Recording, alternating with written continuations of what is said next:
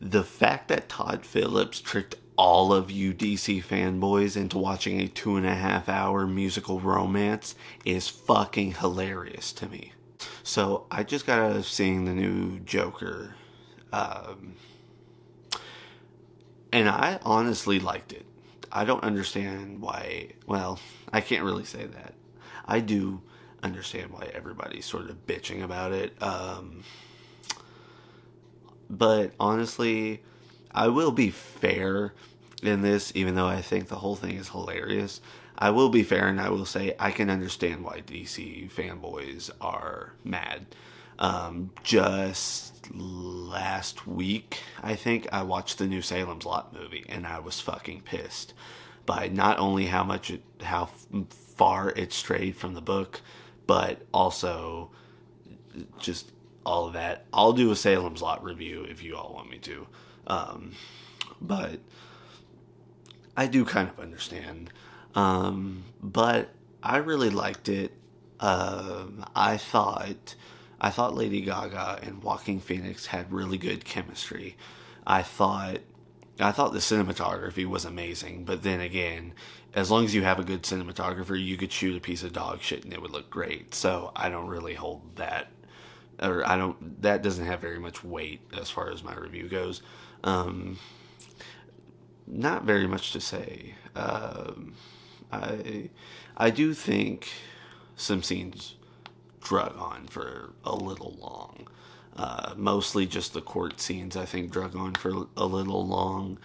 I do think some of the musical numbers could have been cut because, in order to make a good musical and therefore make a good movie, you have to have the musical numbers moving along the story and moving along everything else.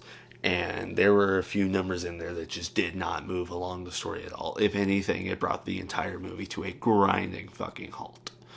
Um, at one point, because I couldn't hold it anymore, I had to piss. So at one point, I was just sitting there and Lady Gaga started singing about something. And I was like, okay, I'm going to get up and use the bathroom. And I was like, I bet whenever I come back, she will still be singing. And sure enough, I got back and she was still singing. But I like Lady Gaga. I like her music, so I that didn't bother me that much.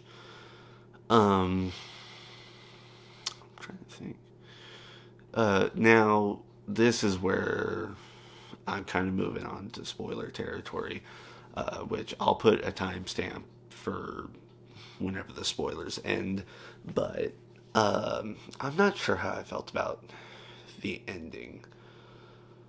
Uh, I don't know. I think I think Harley dumping Arthur like that was just kind of hypocritical on her part, and it really, you feel really bad for Arthur by the end of it. But then again, you're supposed to. For some reason, life just keeps dealing him a bad hand. Fuck. And you're supposed to feel bad for him. And I felt bad for him, but I honestly would have preferred to see those two get a good happy ending together, which it it does say at the end before he gets stabbed that he has a visitor, so maybe that's her, maybe she's making amends, maybe she's forgiving him. I don't know. I guess we'll have to see if a third one comes out. And another thing, the whole stabbing thing, I wasn't sure how I felt about that. However, I did like how the second movie pretty much ended where the first movie ended. I thought that was really cool, and I thought that was really creative. Um, I'm not sure if they're trying to tease that guy as being the new Joker, because you just kind of saw in the background, like, extremely out of focus, him. It almost looked like he was like cutting his face. So I'm not sure if he was supposed to be the new Joker. Again, I'm not fucking Albert Einstein. So if anyone else knows, or if anyone else picked up on whatever it was I didn't pick up on, you can just comment it. Just don't be a dick about it. Um, but yeah, overall though, I did like it. Um, I definitely wouldn't go back to the theater to see it. I saw it once, and I think as far as seeing it in the theaters, I think that was enough. I'll definitely buy it when it comes out, but that's only because I have the first Joker. Well, even without that, I'd still probably buy it. I wouldn't go out of my way pre-ordering it or anything, and I really wouldn't pay more than like $10 for it. But I'd still buy it when it comes out on Blu-ray.